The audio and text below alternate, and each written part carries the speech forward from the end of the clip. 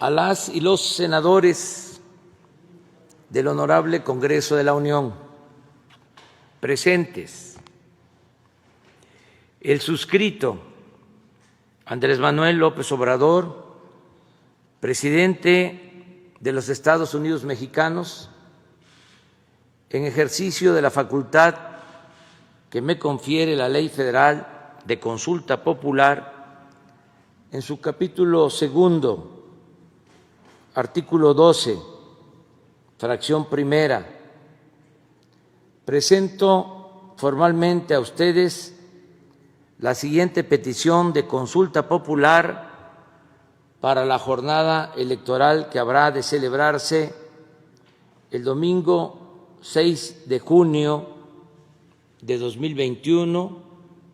o en la fecha que establece el recién reformado artículo 35 de la Constitución, a fin de preguntar al pueblo de México sobre el asunto de trascendencia nacional que se describe y fundamenta en la siguiente exposición de motivos. Primero, entre el 1 de diciembre de 1988 y el 30 de noviembre de 2018, México vivió un periodo caracterizado por la concentración desmesurada de la riqueza, quebrantos monumentales al erario, privatización de los bienes públicos, corrupción generalizada, procesos electorales viciados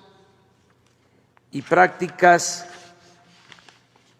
gubernamentales que desembocaron en un crecimiento descontrolado de la violencia, la inseguridad pública,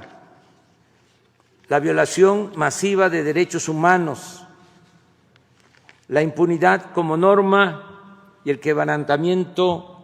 del Estado de Derecho en extensas zonas del territorio nacional. Esa etapa trágica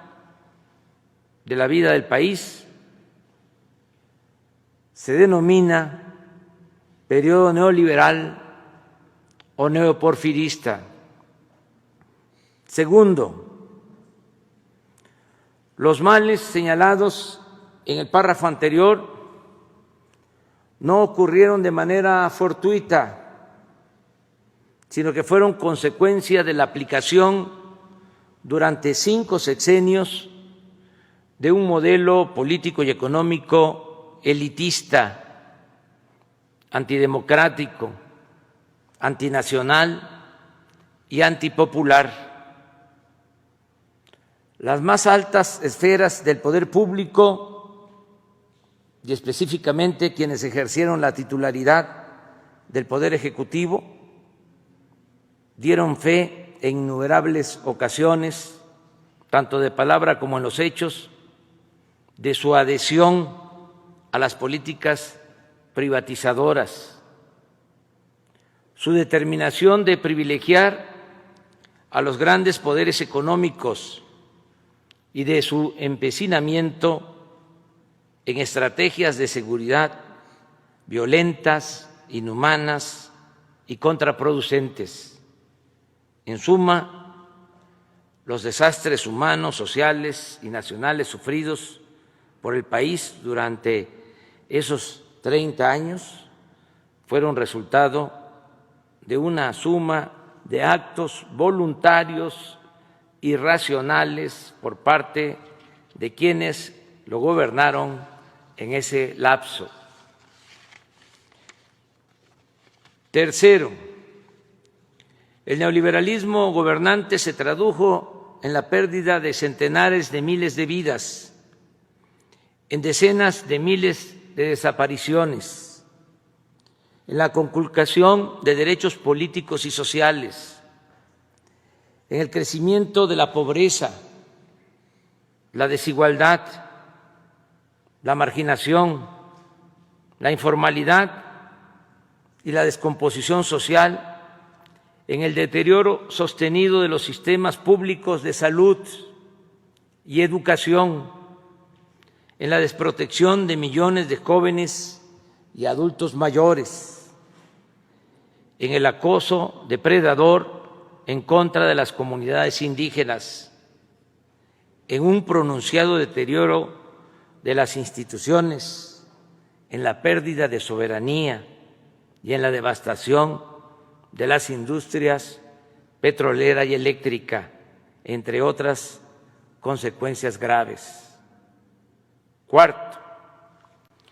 la desigualdad en México se profundizó precisamente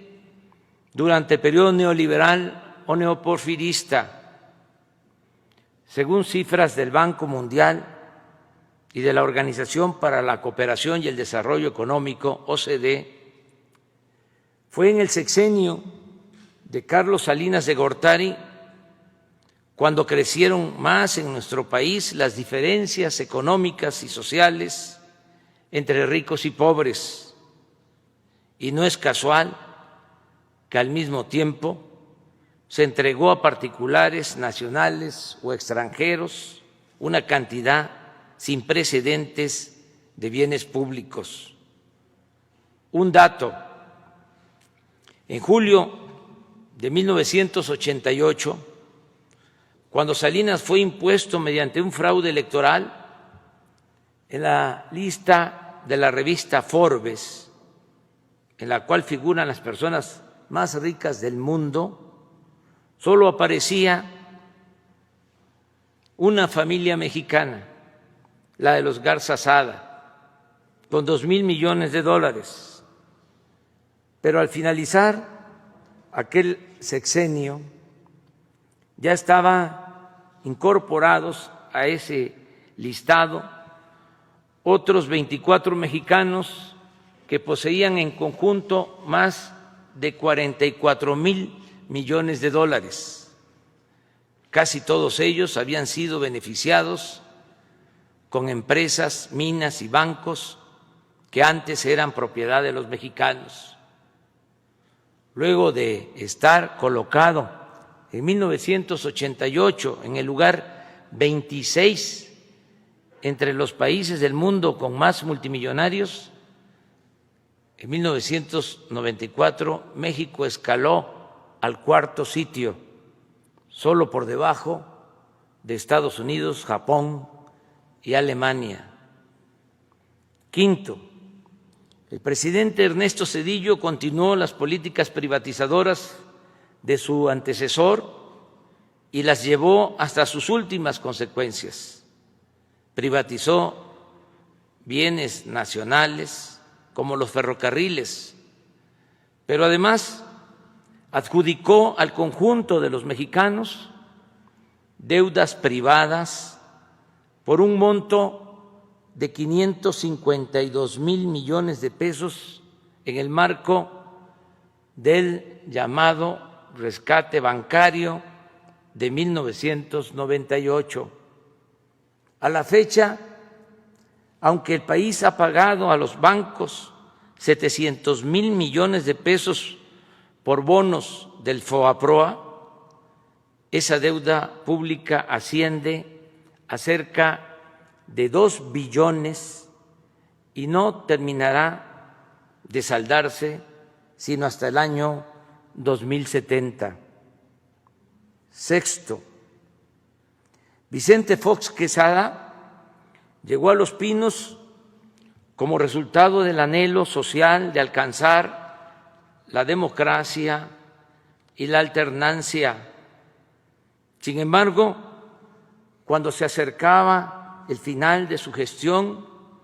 intervino indebida e ilegalmente en el proceso electoral a fin de impedir el triunfo de la oposición. Tal intromisión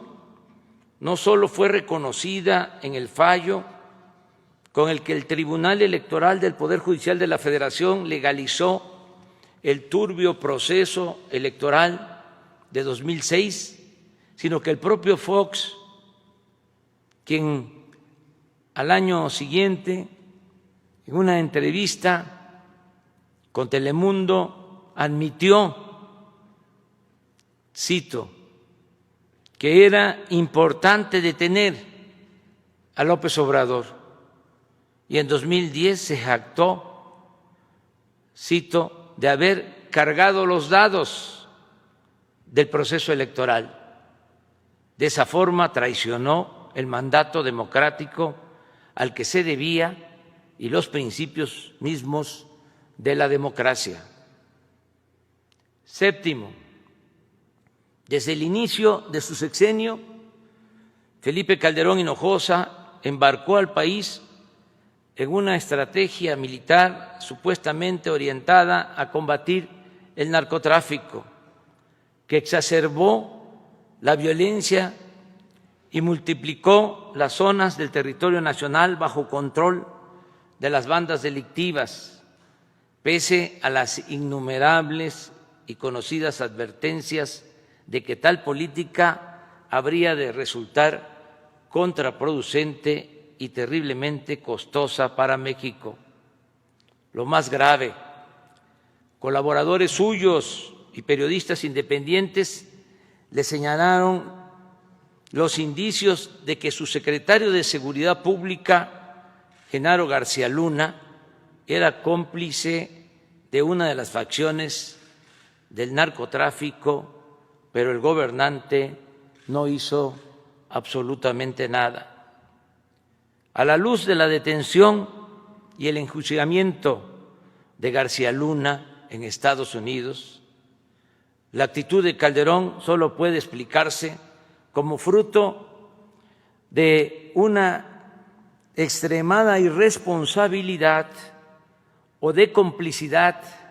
activa o pasiva con la delincuencia organizada. Octavo, la irrupción de grandes cantidades de dinero de procedencia desconocida en la campaña presidencial de Enrique Peña Nieto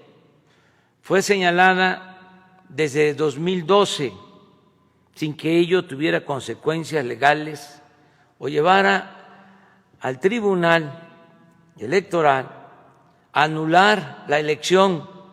como en ese tiempo desde la oposición formalmente lo exigimos. Sin embargo, declaraciones recientes de Emilio Lozoya Austin, director general de Pemex durante el sexenio de Peña Nieto, han permitido documentar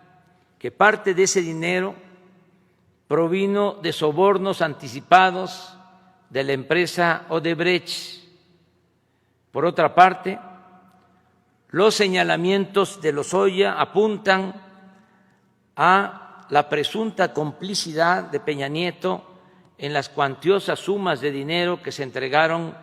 a legisladores del PAN para obtener los votos y la aprobación de la llamada reforma energética, así como en la compra fraudulenta de la planta de fertilizantes agronitrogenados, operación que causó al erario un quebranto superior a $200 millones. Noveno, los hechos referidos en los párrafos anteriores, más muchas otras calamidades no relatadas en aras de la brevedad, generaron una creciente e inocultable indignación que desembocó en múltiples exigencias de justicia en sectores ampliamente mayoritarios de la sociedad mexicana. Tales exigencias se toparon con una diversidad de mecanismos de encubrimiento e impunidad, con la adulteración de disposiciones legales, con las componendas de los partidos subordinados al régimen con el silencio cómplice de la mayoría de los medios de información nacionales y extranjeros, con acuerdos tácitos de protección entre los presidentes salientes y los entrantes, y con aparatos de procuración de justicia puestos al servicio de los propios gobernantes. Décimo, desde el primer día de mi gobierno se han incrementado las peticiones populares de esclarecimiento y justicia para las acciones presuntamente delictivas que posiblemente cometieron los expresidentes Carlos Salinas de Gortari, Ernesto Zedillo Ponce de León, Vicente Fox Quesada, Felipe Calderón Hinojosa y Enrique Peña Nieto en el ejercicio del cargo. No obstante, el masivo clamor de justicia se enfrenta a zonas grises del marco legal, como las limitaciones que establece el artículo 108 constitucional en curso de modificación para actuar penalmente en contra de un presidente en funciones, o como la consideración de delitos imprescriptibles que los mencionados habrían cometido o habían podido cometer en el ejercicio de la presidencia. Undécimo, el país se encuentra en este punto, en una situación en la que una demanda social mayoritaria carece de un cauce institucional nítido y de una vía clara de expresión en las leyes vigentes, y en las que es ineludible que el Estado emprenda un proceso de esclarecimiento a este respecto. En mi calidad de presidente de la República considero necesario avanzar en el discernimiento de este punto sin estridencias, con responsabilidad, pero anteponiendo en todo momento el predominio de la voluntad popular y el respeto irrestricto de la legalidad. Duodécimo, independientemente del curso que tomen las acciones legales en los procesos en contra de diversos exfuncionarios, tanto en México como en el extranjero, la decisión de si debe esclarecerse en términos legales la actuación de los 5 expresidentes referidos ha de considerarse un tema de trascendencia nacional y que por su proyección histórica y sus implicaciones políticas amerita ser puesto a la consideración de la ciudadanía en un espíritu de democracia participativa. Es pertinente señalar que no es esta la primera ocasión en la que promuevo tales ejercicios. Se han realizado con respecto a la construcción del aeropuerto en Texcoco, la planta eléctrica de Huesca, Morelos, la cervecera de Mexicali y el Tren Maya, y he promovido la inclusión en la Carta Magna de las consultas regulares de revocación de mandato. 13º, en mi toma de posesión, consciente de la relevancia y las implicaciones de juzgar penalmente a quienes ejercieron la presidencia, propuse la realización de una consulta popular como un paso necesario para resolver sobre este delicado asunto. Si el pueblo da su aprobación, las instituciones responsables de desahogar las potenciales acusaciones tendrán un enorme respaldo para realizar esa tarea con absoluta libertad. Si rechaza la propuesta del pueblo de México, nadie podrá acusar a esas instituciones de encubrir o solapar conductas ilegales. En lo personal, reafirmo la postura que he sostenido siempre sobre este tema, en el sentido de que en el terreno de la justicia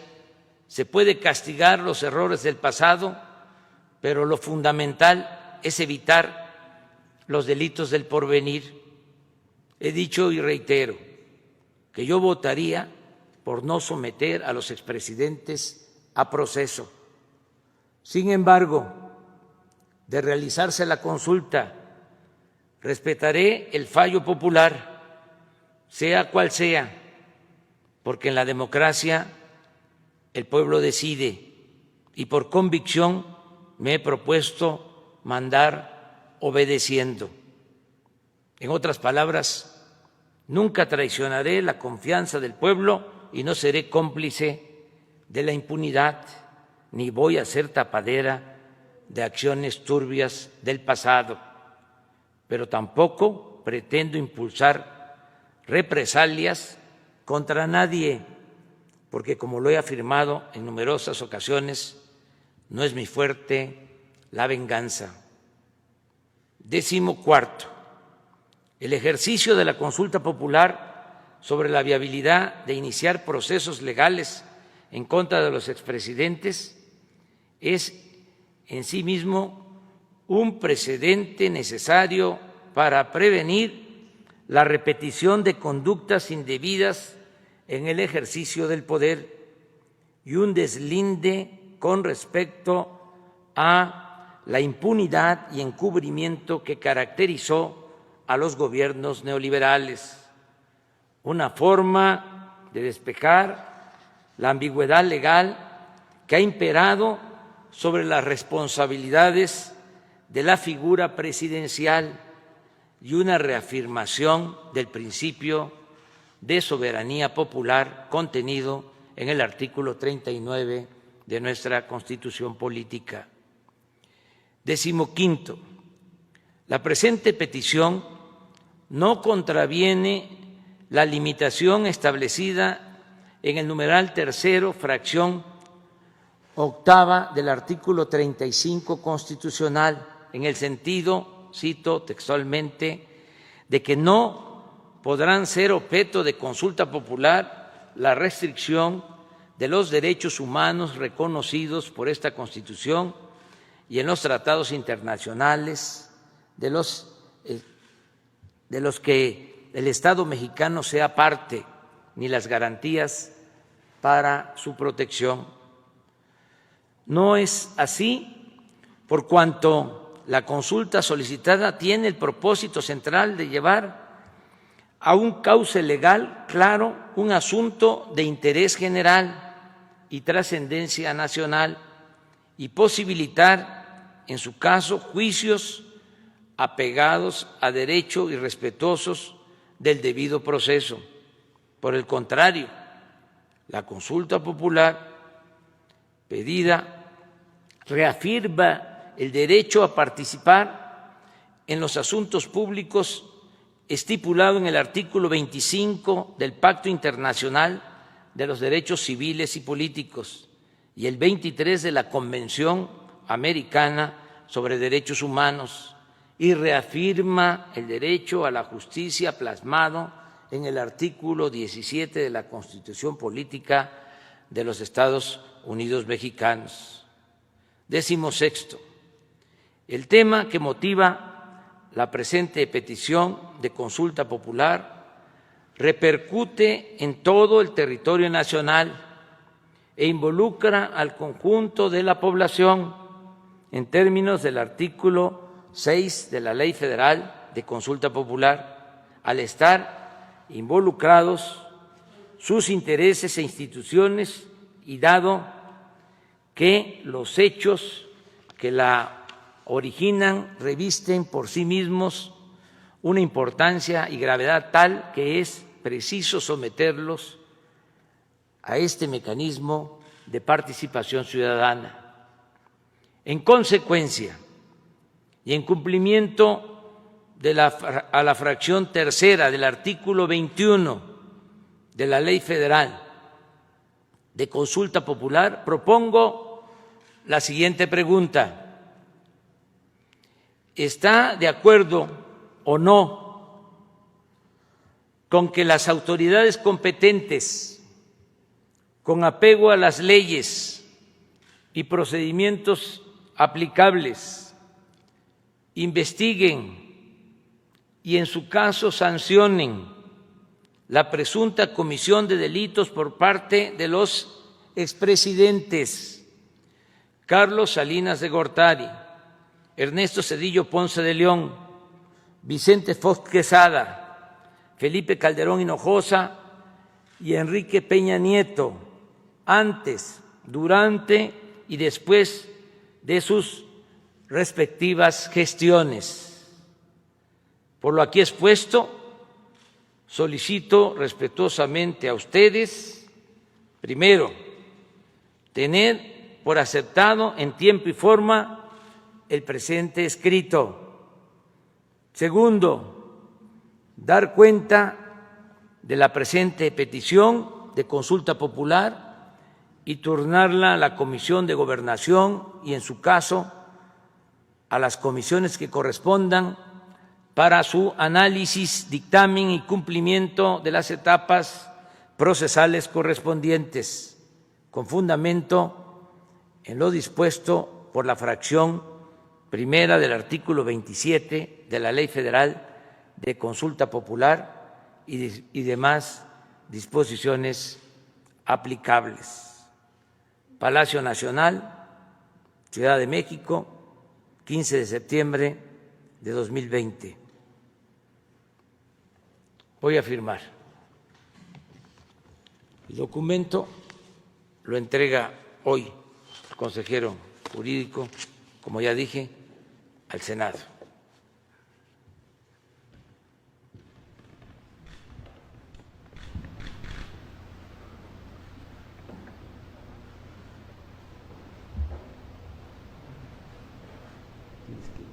Hoja por hoja.